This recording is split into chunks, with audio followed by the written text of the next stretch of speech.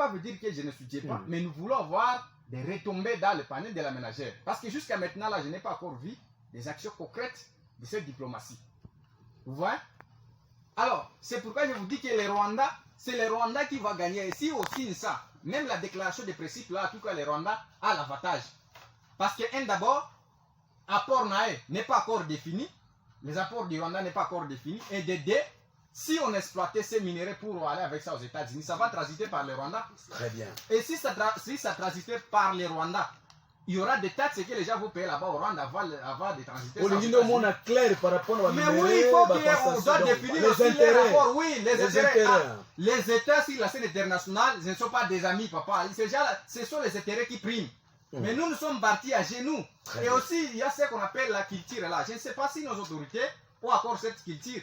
Car bien même on peut signer aujourd'hui des accords, mais il y a un principe. Je pense que tu as la mettre là. On a droit. Respect des accords. Est-ce que nos autorités ont cette culture vraiment? Si on n'arrivait pas à respecter cet accord, la conséquence.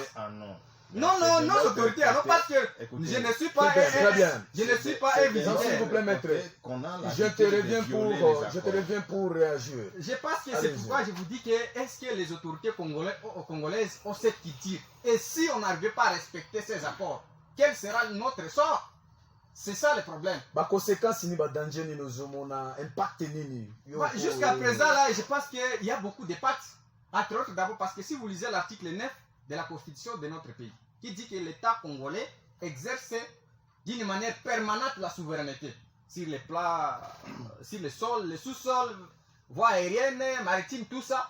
Mais quand la souveraineté veut dire que même le sous-sol, mais si nous partageons maintenant avec notre pays, sans apport de ces pays-là, est-ce que nous ne vendons pas notre souveraineté? Nous allons nous dire que nous sommes indépendants ou bien nous sommes souverains. Merci beaucoup, je non. Et ici, je lance ce message à la population. Parce que jusqu'à présent, aussi longtemps qu'on n'a pas encore défini l'apport du Rwanda, en tout cas, la population doit chercher comment appliquer la vous voulez la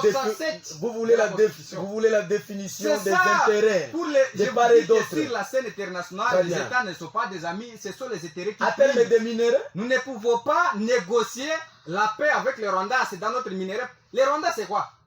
Ce n'est pas parce qu'ils fassent seulement une petite guerre. C'est dans les minéraux pour que nous ayons la paix. Mais qui va nous respecter sur la scène internationale? Nous devrons développer les réflexes militaires. Ce n'est pas pour eux que vous voyez aujourd'hui. J'ai attendu, le collègue a soulevé l'article 41, 42 des Nations Unies.